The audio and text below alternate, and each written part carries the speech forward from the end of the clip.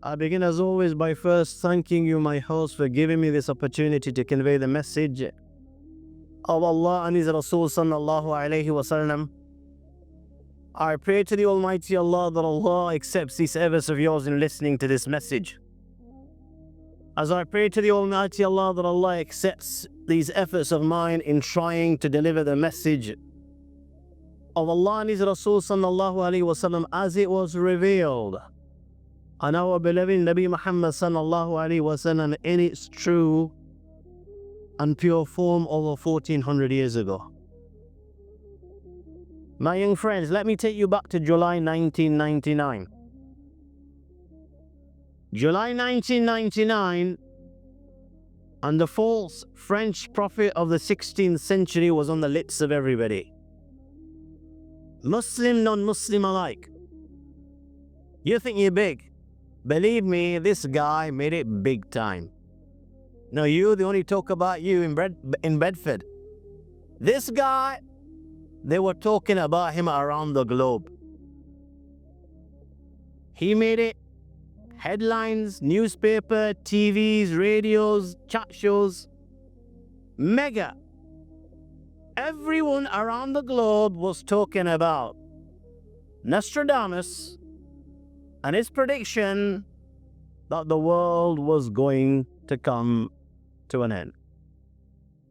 Now this guy's made many a prediction. Surprising thing is, much of what he said turned out to be false. But in spite of this, when he made this prediction, many people actually believed that the world was going to come to an end on the predicted day. We're simple people, we'll believe anything. Allah's blessed us with intellect, but we hardly ever use it. I mean, look at these WhatsApp messages that you get. Nobody even reads it, but you'll forward it to 50 other guys. I mean, WhatsApp's just started recently. You used to get these messages from Shaykh Ahmed from Medina, where Shaykh Ahmed's seen a dream. And in this dream, he's telling you to do X, Y, and Z. And he's asking you to photocopy these leaflets. And if you distribute these leaflets to 500 houses, you get X amount of million nakis. And you get people doing this. And likewise with these WhatsApp messages, you don't even, some of it doesn't even make sense. And people were so simple, the masses are genuinely simple people. We don't think for ourselves. Here also, in spite of the fact that he made many a prediction and much what he said was a load of rubbish, people actually believed that the world was going to end on the predicted day, so much so that some actually left their homes looking for a refuge, looking for a place to hide, looking for a place that will protect them from destruction and doom. So look at this. You believe that the world's going to come to an end, and then you're looking for a place to hide. Doesn't make sense. And I can still remember to this day, July 1999, on the predicted day, there was rain, thunder, lightning, and I guess, Allah tests in miraculous ways. So I guess these guys thought, we're going. History, boom. The world's going to come to an end. I mean, you had people in Leeds called the New Age travelers, actually sitting in a neat round circle in the middle of Leeds, actually waiting with their heads down. And you know what? They had their luggage with them. Where were they going to take it? Beam me up, Scotty. So sitting in the middle of the Leeds with their belongings, head down, waiting for the world to come to an end. Just like they were waiting 2 years ago. But did the world come to an end? Come on, guys, louder. You're not in doubt, are you? You're still here. By the grace of Allah, you're still here. The world did not come to an end. Then when the millennium was around the corner, again, the talk of the town, the world will come to an end. The millennium will bring with it what? The descension of Sayyidina Isa alayhi salam. And then this huge battle will take place. And the world will come to an end. Now don't get me wrong, we believe that Sayyidina Isa alayhi salatu wasalam will descend before the end of time. We believe at this moment in time Sayyidina Isa alayhi salam is alive. وَمَا قَتَلُوا وَمَا صَلَبُوا وَلَكِنْ شُبِّهَ لَهُمْ. They did not kill Sayyidina Isa alayhi salam, and nor did they crucify Sayyidina Isa alayhi salam. وَلَكِنْ شُبِّهَ لَهُمْ. The resemblance of Sayyidina Isa alayhi salatu wasalam was placed on another individual, and it was this individual that they killed. As for Isa, بَلْ رَفَعَهُ اللَّهُ إِلَيْهِ. Allah raised him unto him. Allah raised him to the heavens. And at this moment in time, as I address you and you listen to this reminder, Sayyidina Isa alayhi salam is in the heavens. فَيَنْزِلُ عِنْدَ الْمَنَارَةِ الْبَيْضَاءِ شَهْرِكِيَّةِ دَمَشْقٍ. And he will descend. وَإِنَّهُ لَعِلْمٌ لِلسَّاعَةِ. He will descend as a sign of time before the end of time. So we actually believe that Sayyidina Isa alayhi salam is a sign and a sign of the end of time. But I ask you, my young friends, what year are we in now? 2014. How many years since the millennium's kicked in? 15. Yeah, 14 years plus 14 plus years. We're in 2014. What month? November? What day?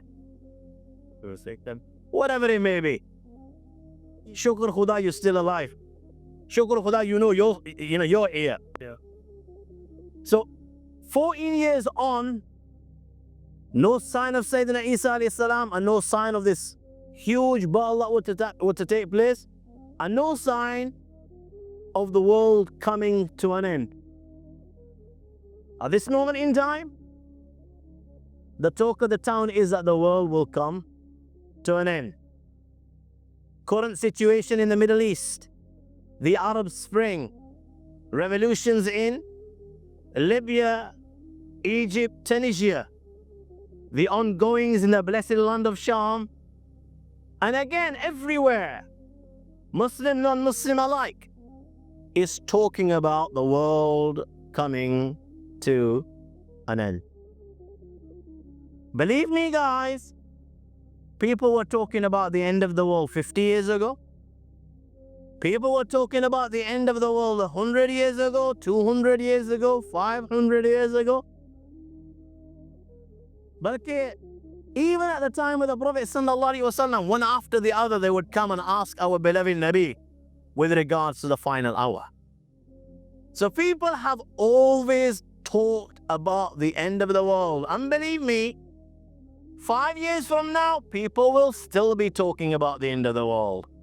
10 years from now, people will still be talking about the end of the world. It seems to me as if the end of the world excites people. And it does. MashaAllah, you're packed like sardines here. But who are talking about the Imaniyat? Would you get such an audience? No. Let's say it was advertised today, we're talking about the most important pillar in Islam, salah.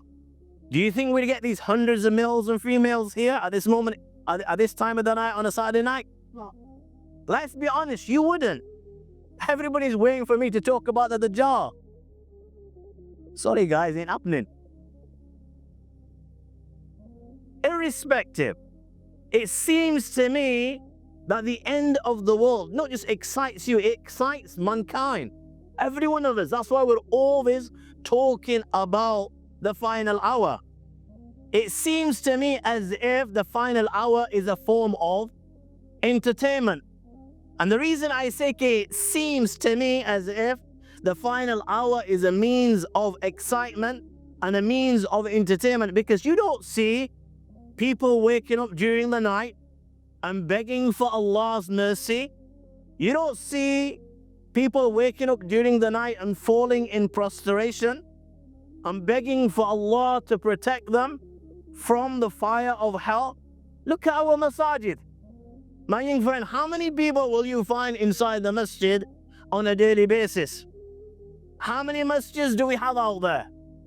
لا تقوم الساعة يتباهى الناس في المساجد. My colleague Shaykh Ahmed Ali was talking about the minor signs. One of the minor signs, the final hour, people will compete with one another. People will boast with regards to the masjids. They look at our masjid, mashallah. It's got oak doors and oak cladding, and it's got beautiful carpet. And the next guy will say, look at ours. Ours has got tiles all around it. It's got Yorkshire stone. And that's happening at this moment in time. Yet the ruh, the soul of the masjid is without soul. The real beauty of the masjid, whereas the masjid of Rasulullah ﷺ was so simple. Made out of mitti, mud, date palm trunks. You had date palm leaves. But look at what the masjid of Rasulullah ﷺ produced. The likes of Abu Bakr, the likes of Umar, Caesar and Khoros would see nightmares with regards to Umar Farooq radiallahu ta'ala an. And even the shaitan would run away. He would not walk in the same alleyway as Umar Farooq radiallahu ta'ala an. This man farraka bayn al-haqq wal-batil. He distinguished between haqq and batil. He distinguished between right and wrong. This is what the masjid of Rasulullah sallallahu alaihi wasallam produced. Abu Bakr, Umar, Uthman, Ali, Talha, Zubair, Sa'd, Sa'id. Today we have hundreds of masajid in this country, but the ruh and the essence and the asal is not there. The masjids are empty. When do you find the masjid full? On a Jummah? What time on a Jummah? When your imam sits down on his pulpit. I mean, in this country we have this practice that before we actually do the khutbah is in Arabic, nobody understands it. So the imam actually delivers a reminder before he actually stands on the mimbar to deliver the khutbah. So when he actually sits down on the mimbar on a Friday, which is around 20 minutes before the actual time to deliver the khutbah, how many people do you actually find inside the masjid? A handful of old people. When will you find the masjid actually full? More or less when the imam is actually now on the verge of delivering his khutbah in 5 minutes, and he will lead his prayer in 5 minutes, and after that he will make assalamu alaikum wa rahmatullah, and before he even knows it, the congregation's gone. History. The masjid is empty. That's when you find the masjid full, or on the day of Eid. Yeah, how is it on the day of Eid you have in the same masjid which accommodates you for Jummah and your daily prayers? How is it that this masjid can't accommodate you on the day of Eid? Why is it that in one masjid you have 3-3-4-4 jamaats for Eid salah? Eid al-Adha you will have jamaat at 7 o'clock, 8 o'clock, 9 o'clock, 10 o'clock, and everyone is rammed. Everyone is rammed. Why is it on Eid al-Adha you have 4-4 jamaats? Why do you have 4-4 jamaats? Where do the extra muqtadis come from? How is it all of a sudden you have more Muslims within the community? Yeah, for a Fajr Salah, how many people will you find? A handful? So it seems to me that the final hour excites people, because we can't carry out the biggest obligation in Islam. What is the first thing that Allah will ask you on the day of judgment? Salah. The first question on the day of judgment will be with regards to your salah. In this day and age, lucky will you find individuals that actually read their 5 daily prayers in Jama'ah. So you don't see people praying as they should be praying. Let me ask you, my young friend, here and now, if you were to know your time's come to an end. Let me give an example of Maulana Hassan Ali, because he won't mind, he's a friend. If Maulana Hassan Ali here and now were to know, or to realize, or come to know that he's got half an hour to live, and at this moment in time the angel's waiting outside this tent to take his soul, Maulana, would that excite you? I mean, I'm just giving Maulana an example, but I want each and every one to apply it to himself. Let me apply it to myself. If here and now I were to know half an hour The angel's already out there. He's got it on his notepad. Ahmed Ali, he's going at bang on 9:45. Would that excite me? Will I now be jumping for joy? Okay, I'm going to meet my Allah. Honestly, tell me, who in this audience, who would it excite? Who can put his hand on his heart and say, okay, now I'm ready to meet my Lord? Who can say, okay, you know what? Allah gave me a purpose in life.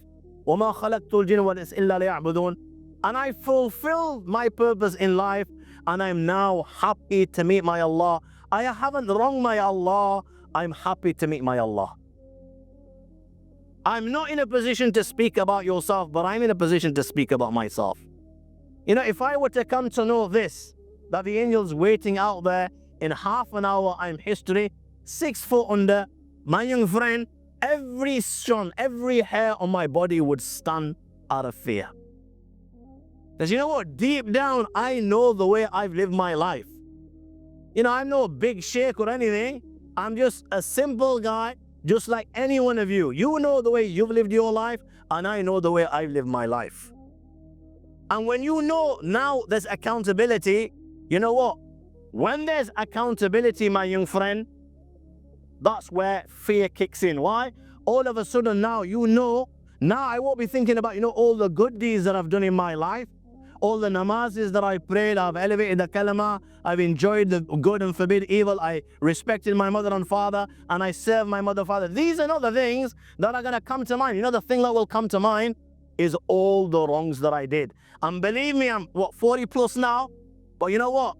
I can remember it like yesterday, just like the back of my hand. I know the back of my hand. I know exactly what I've done in the last 3 years. You yourself will know. Flashbacks will come automatically. You know, every time you wronged Allah, when you took that dope, when you took that, you know, alcohol, when you went to a rave or a club, it will all come back. And the only thing on your mind is what? You know what? I'm going now. What if Allah holds me to account for that? And what if Allah punishes me? Now reality will kick in. Why? Because you know it's history. The game's come to an end. You know you're going. The angel's there. You're going 6 foot under. Man rabbuk ma dinuk man hadha rajul. Who is Allah? Who is your Lord? Ma dinuk. What is your religion? Man hadha rajul. Who is this man? And believe me, don't think, you know what, I know these answers now, and I'll know them once I'm 6 foot under. It's not simple as that. My young friend, it will not be as simple as that. Tell me the answers now. Man rabbuk. Rabbi Allah. My Lord is Allah. Ma dinu. What is your religion? My deen is Islam. Man hadha rajul alladhi bu'idha fikum. Who is this man that was sent amongst you? Rasulullah sallallahu alayhi wa sallam. Pretty easy here and now. Well, let me ask you a question. Let me put you in a test scenario. Who doesn't know Surah Al-Fatiha here? Put your hand up if you don't know Surah Al-Fatiha. Other than the one individual, hopefully you will also come to know it. But in general, everyone knows Surah Al-Fatiha. Well, let me just pick one from the audience here and now and ask you to come to the front and recite Surah Al-Fatiha in front of everyone. It's a different ball game. It's a different ball game. You know, every day you read Surah Al-Fatiha in Salah, mashallah, you know it off by heart. And you know it well.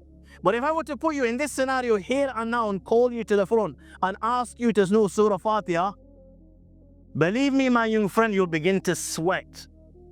And because of pressure, you'll start stuttering and you'll start cocking up.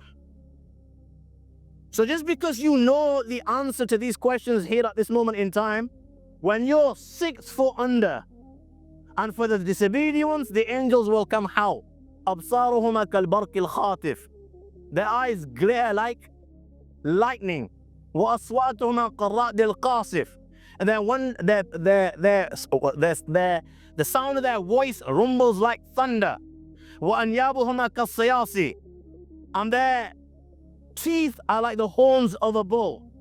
And they carry a hammer so big that if the humankind and jinn kind got together, they would not be able to move it 1 millimeter. Their hair reached their feet. This is how they will come to the disobedient ones, and they will ask them, Man rabbuk, ma dinuk, man hadha rajul. Believe me, kid, if you did not live a life of obedience, if you did not follow the teachings of Allah and His Rasul Sallallahu Alaihi Wasallam, when you're 6 foot under and these angels come and ask you these simple questions, just as you would begin to panic and see stars when you're standing here in front of the masses and struggle to read Surah Al-Fatiha, which you did in your entire life. If you did not live a life of obedience, when you're 6 foot under, my young friend, you will begin to panic. It won't be just straightforward.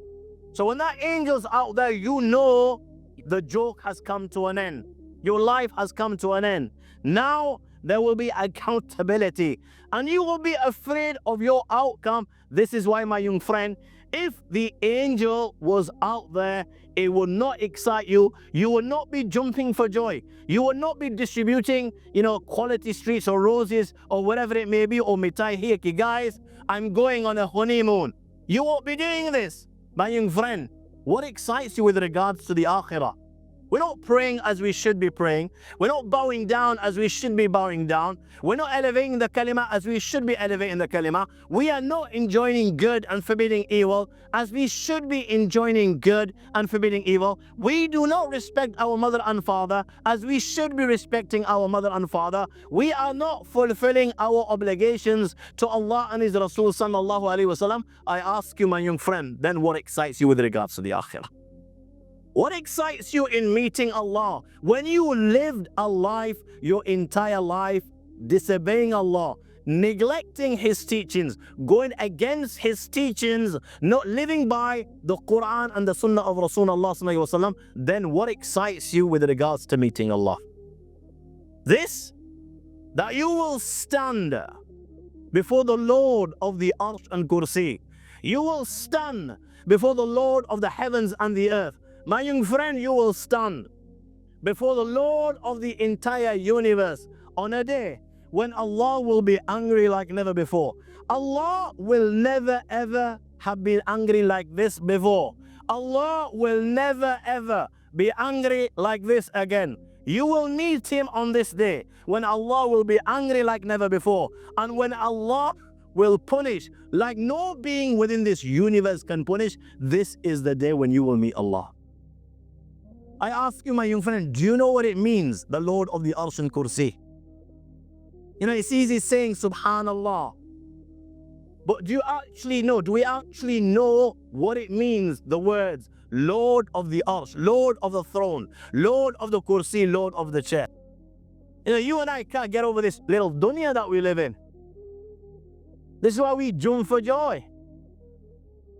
This dunya excites us so much. And you know what? The dunya of Allah is beautiful. But believe me, it is nothing in comparison to what Allah's created out there. And we live sometimes, I say sad lives. What type of life do we live? This, that we don't even know who our neighbor is. We don't even know who our chacha is. We don't even know who our mamu is. You never see them. When do you see them? You haven't got time for yourself, your own wife and children. What life do you live?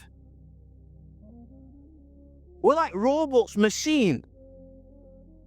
We come into this world born in Bedford. Majority of us live in Bedford. And then we die in Bedford.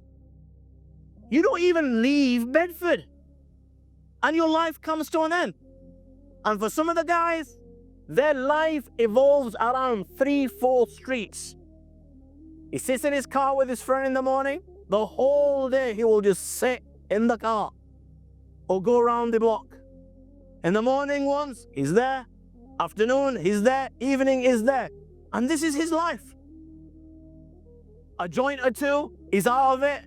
12 o'clock, buzzed out home, knocked out. Get up at 12 o'clock in the afternoon again. And this is it, this is life. And you go. You came like this, you went like this. You didn't even enjoy the dunya. I couldn't understand if you say, you know what, I went to Las Vegas and I did it. Got myself a fat car, fat bird, on the white sandy beaches of Barbados, sunbathing. To some extent you can say you've seen something or you did something, but what? Majority of us? Fat chance. We're robots. That's all we do. Wake up. Same system every day. You get up at 7 o'clock, then you'll go to the work, you'll do exactly the same thing. You'll come back and you'll do exactly the same thing, more or less. And you know what? This is how we leave this dunya. But look at the dunya that Allah has created. Look at the size of this dunya. For some of us, this dunya is as far as Bedford, but believe me, it's slightly bigger. You got billions and billions of people living on this dunya, and there's space for billions and billions of more people. But what is this dunya in comparison to what Allah has created out there? What is this dunya in comparison to what Allah has created out there? This dunya, my young friend, might baffle you, might excite you. But you know what? This dunya on which you and I live, this planet, is nothing in comparison to what Allah has created out there. You see the sunrise every morning and you see the sunset every evening. Have you ever pondered over this?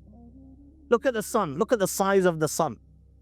How big is this sun that you see rising every morning, setting every evening, in comparison to this dunya that you live on? My young friend, they say, this sun, millions of miles away from here, is thousands and thousands of times bigger than this dunya that you and I live on. Thousands and thousands of times bigger than this dunya that you and I live on. And you know what they say? That this is a star. It's just one star. There are stars out there which are thousands and thousands of times bigger than the sun. They make the sun look silly, insignificant, nothing. They say, how many stars make a galaxy? They say billions and billions of stars make one galaxy. How many galaxies do you think we've got out there?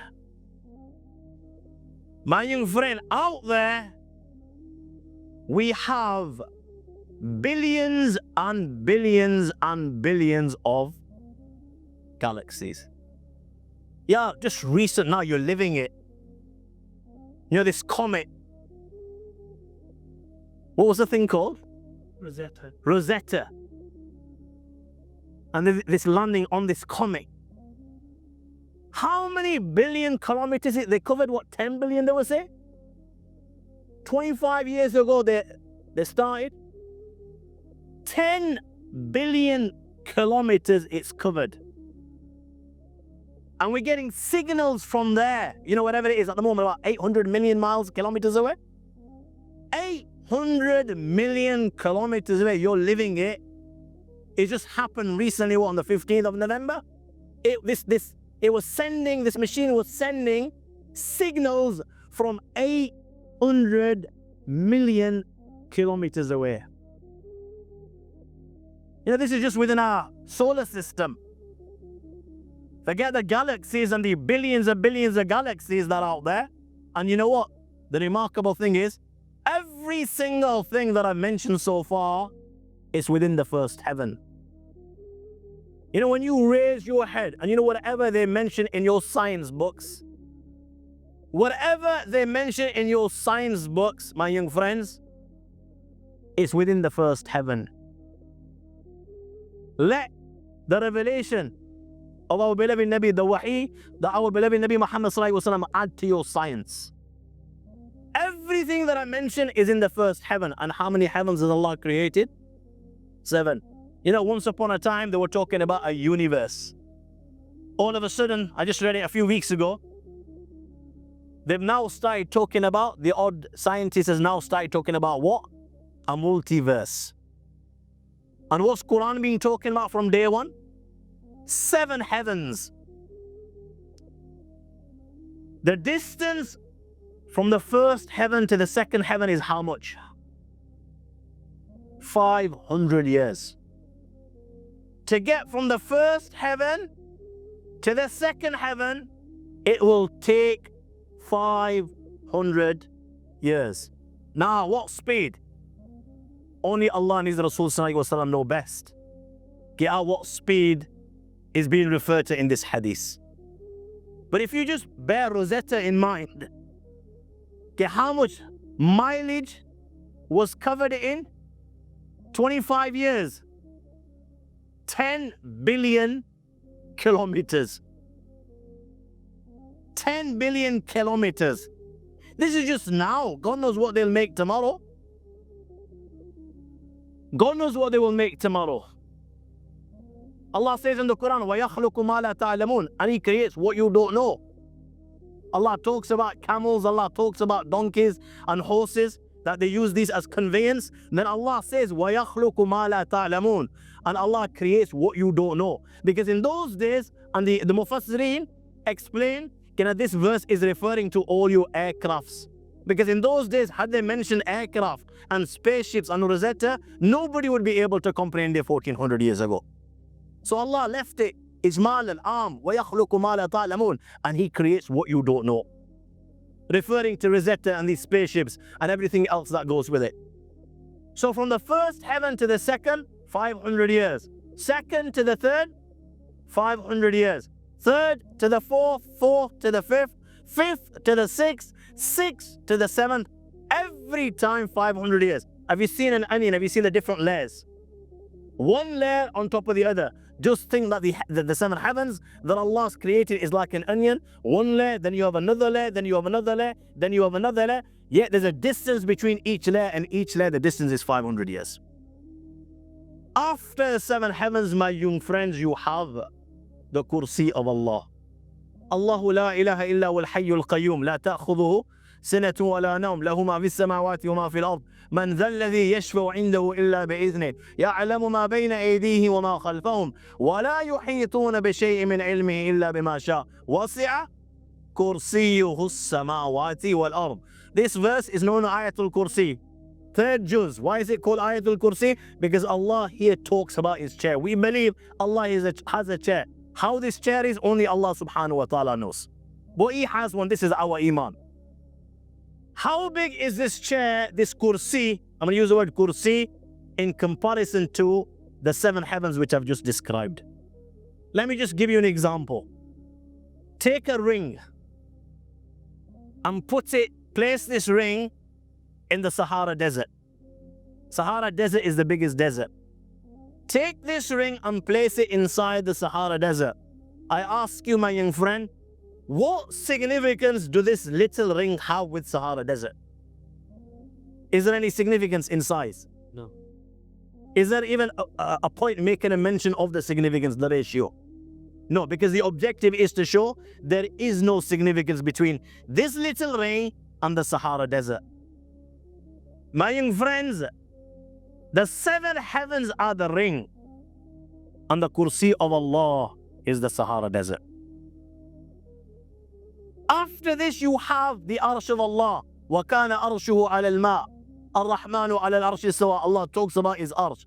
We translate as throne, but again, our iman is there is a throne. How this throne is, only Allah Himself knows. Allah's used this word for us just to comprehend that there is a throne. Now this arsh, in comparison to the kursi of Allah, again, my young friends, a ring in the desert. This time, my young friends, the kursi of Allah is the ring, and the arsh of Allah is the desert. And Allah is the Lord of the arsh and kursi. And then you have angels. You think you're something. Every one of us suffers from this me, I, and this pride and arrogance that I'm something. You realize how significant you are in the makings of Allah subhanahu wa ta'ala. You have angels that carry the arsh. Their heads are in the seventh heaven, and their feet are in the lowest earth. How many angels carry this arsh? 4. How many angels will carry on the day of judgment? وَيَحْمِلُ أَرْشَ رَبِّكَ فَوْقَهُمْ يَوْمَئِذٍ ثَمَانِيَةٌ. On the day of judgment, you will have 8 angels that will carry this arsh. Their heads in the highest heaven, their feet in the lowest earth. And you and I, you know what? We have a few pounds in our pockets and we start jumping like a orangutan. You believe you're something. You know, you've got a fat car, yeah? You made a few pounds from your takeaway, or you've done well in taxes this week, or whatever. I mean, these are just examples. A few pounds in your pockets and you start jumping for joy. You have a nice car, you expect the world to look at you. This is you and me. Yeah, what were we created from? Yeah. I don't see you picking up clay and putting in your front room. This is, do you value what you were made out of? No, you don't. None of us do.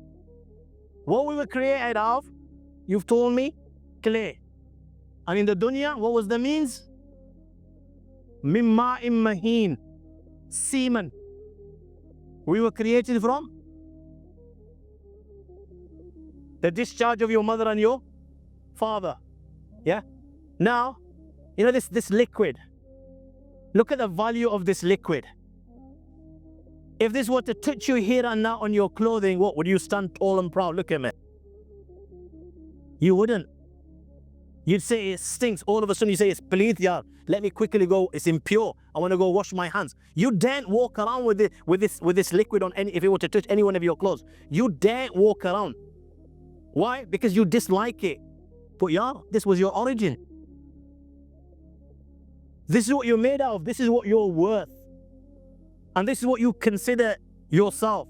You dislike it. Mitti, I don't see you, clay. I don't see you, gathering this clay, mashallah, put it on your, what do you call it, mantelpiece in your front room, and say, oh, this is me. This is what I'm made out of.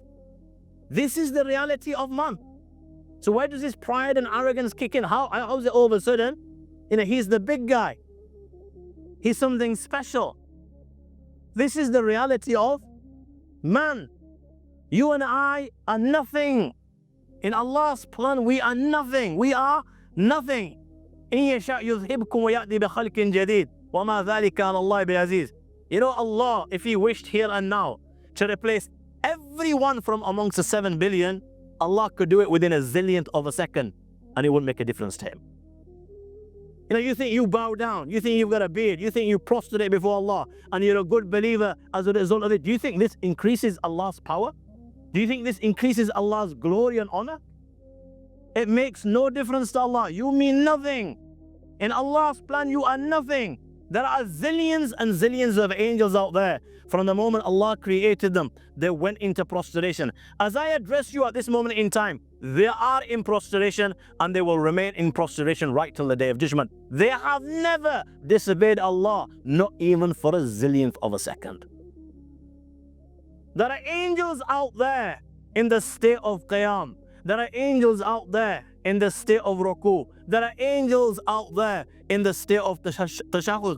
Zillions and zillions. The reason I'm using zillions is because that's as far as my vocab goes. I don't know any word after that. They're in there zillions and zillions, and they have never disobeyed Allah for a zillionth of a second. Do you think my bowing down and your bowing down increases Allah? He could replace you within a zillionth of a second. He can wipe you from the face of the earth within a zillionth of a second. إِنَّمَا أَمْرُهُ إِذَا أَرَادَ شَيْءًا أَن يَقُولَ لَهُ كُن فَيَكُونُ. And He can replace you and it wouldn't make a difference to Allah subhanahu wa ta'ala. There's angels out there that carry His arsh. 8 angels will carry His arsh. And after this, you have Allah, Lord of the arsh and kursi. And when you go from here, my young friend, you will stand before, now this is what I want you to bear in mind. When I say you will stand before the Lord of the Arsh and Kursi, I want you to think about this dunya that you live in. I want you to think about the sun. I want you to think about the stars. I want you to think about the galaxies. I want you to think about the 7 heavens. I want you to think about the Kursi. I want you to think about the arsh. I want you to think about the angels carrying the arsh. And then I want you to think that Allah is the ultimate power. You will stand before the Lord of the Arsh and Kursi. And believe me, on that day, Allah will not be smiling, my young friend. Allah will be angry like never before. Allah will never have been angry like this before. Allah will never be angry like this after. And how will you stand? Let me tell you, لَيْسَ بَيْنَكَ وَبَيْنَ اللَّهِ حِجَابٌ. On that day, my young friend, there is no such thing as getting away with anything. Do what you can now, you'll get away with murder. And you do get away with murder. How many times do you sin and you commit wrong in the dunya? Has Allah ever held you to account? Kid, if he held you to account, you'd have been history. Allah is the Arhamur Rahimin, is the Halim. He watches by day, by night, every second. He watches you wrong. You know, when you don't wake up in the morning for Fajr Salah, He knows it, but He doesn't do anything. Allah holds back. He sees you not wake coming for Dhuhr, Asr, Maghrib, Isha. He sees all this. He knows what you're doing. You know, when you're around with your yars and your mates and you've got that spliff and you're out of it, He can see that. When you're going to some disco club, He can see that. When you're with some woman and doing haram, He knows of it. When you commit zina, He knows of it. When you take sood, He knows of it. When you swear and lie, He knows of it. But Allah will never, Allah in general does not hold you to account whilst you're in the dunya. And He lets you be because He is the Arhamur Rahimin. He's thinking, you know what? Maybe now He's lived this life. Maybe now He will turn to me and beg for forgiveness and I will embrace Him. Maybe now. And Allah keeps on doing this till your last breath. Till your last breath, Allah waits. Maybe now He will change His way and He will become mine. He will become my obedient servant. He will realize His purpose in life and He will fulfill His purpose. Allah allows it. Allah allows it. Allah allows it. But believe me, once your soul has been taken, then, my young friend, it's history. Then it's history. Then you will realize who Allah is. You're messing with the wrong guy. To put it in short, you are messing with the wrong guy. Mess around with who you like, but don't mess around with Allah. Because when you stand before Him, لَيْسَ بَيْنَكَ وَبَيْنَ اللَّهِ حِجَابٌ. There will be no barrier between you and Allah. There will be no curtain between you and Allah. There will be no wall between you and Allah. There will be Jannah to one side, Jahannam to the other side, heaven to one side, hell to the other side, and you will come and directly answer to the Lord of the Arsh and Kursi. And believe me, on that day, Allah will hold you to account for every single breath that you took in the dunya. You think you're gonna get away with it? No way, kid. Every single breath that you took in the dunya, Allah will make you pay. You read the surah every day. ألهاكم التكاثر حتى زرتم المقابر كلا سوف تعلمون ثم كلا سوف تعلمون كلا لو تعلمون علم اليقين لترون الجحيم ثم لترون عين اليقين. Then ثم لتسألن يومئذ عن النعيم. You will be asked with regards to the blessings. You know, at this moment in time, we're out of it.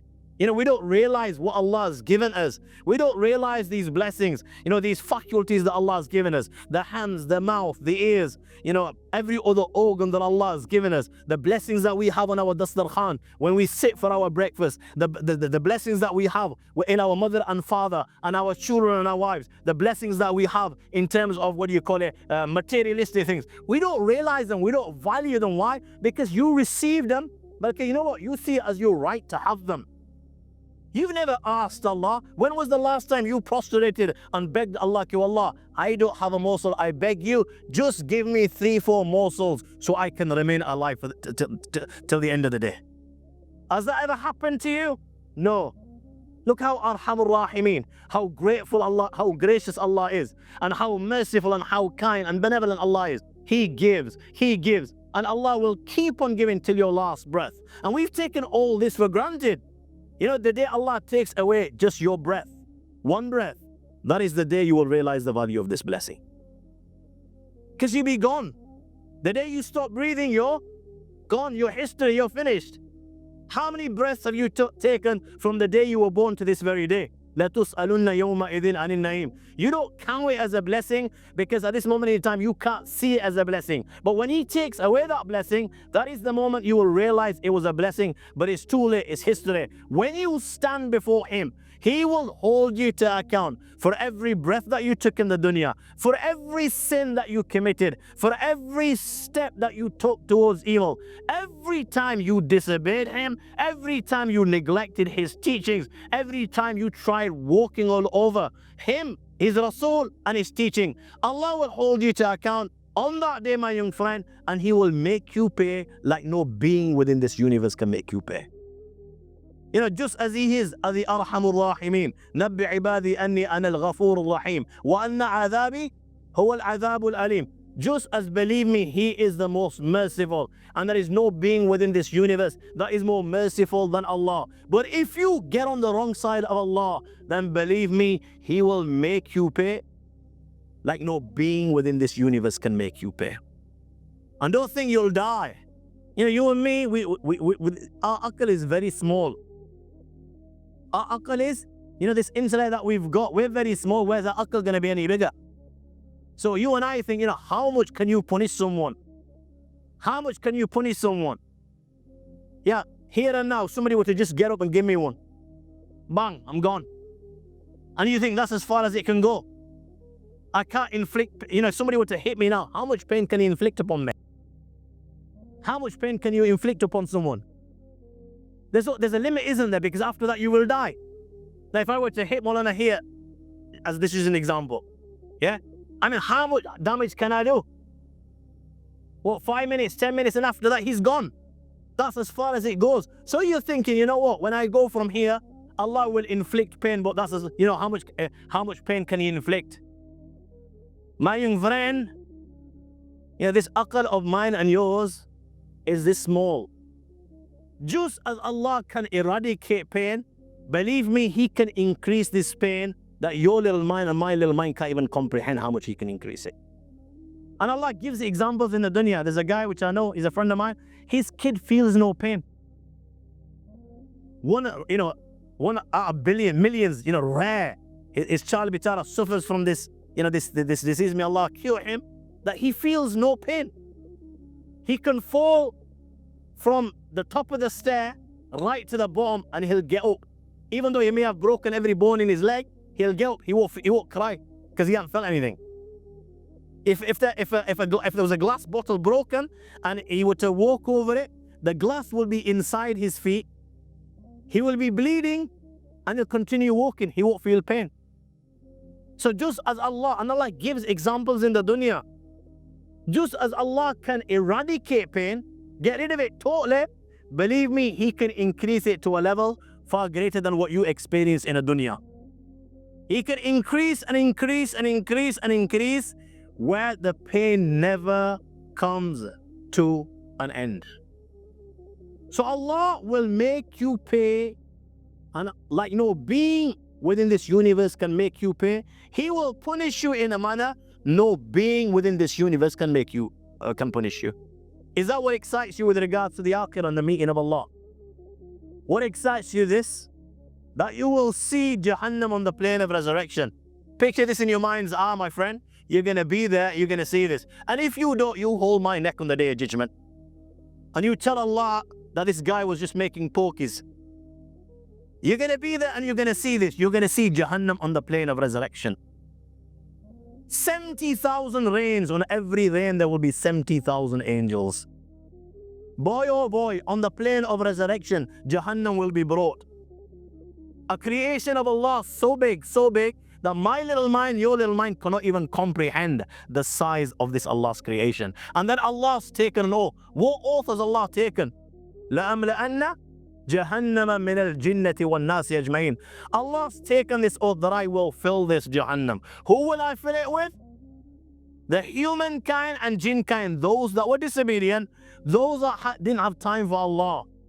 Allah's going to fill this Jahannam with those. You know, nobody's got time for Allah.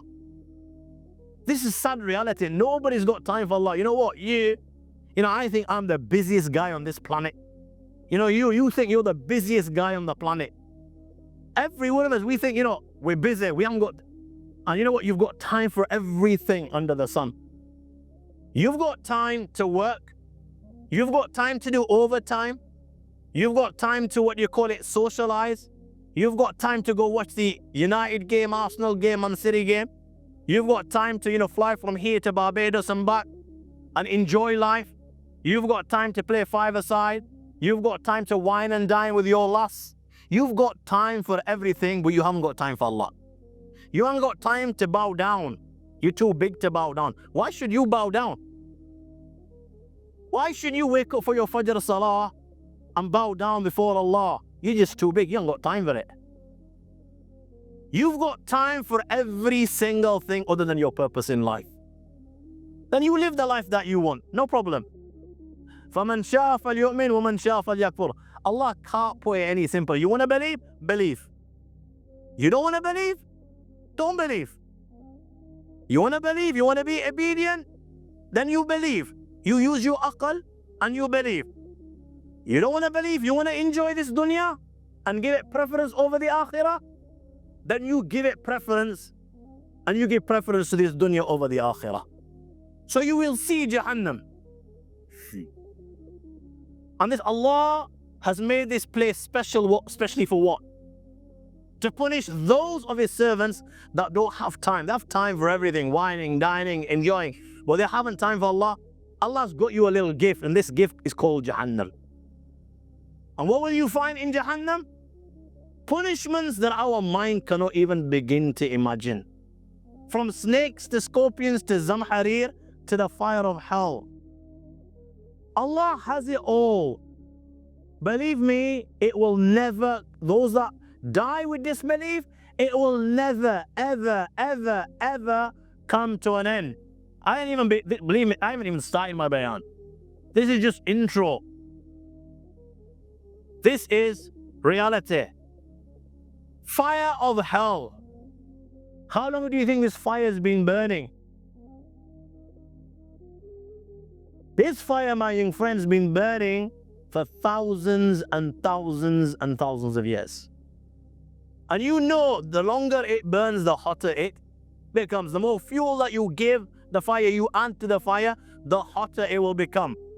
In preparation for those that disobey Him, Allah's got this little gift called Jahannam, and this fire has been burning for thousands and thousands and thousands of years.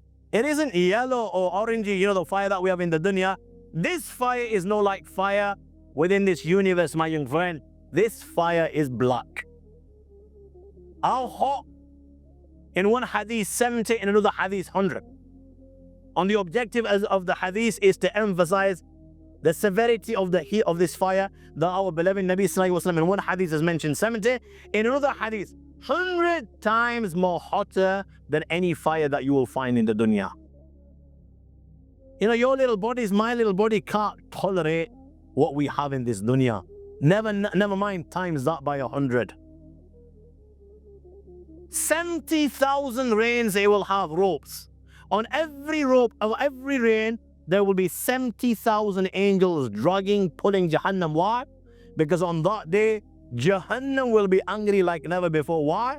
Because the Lord of Jahannam will be angry like never before.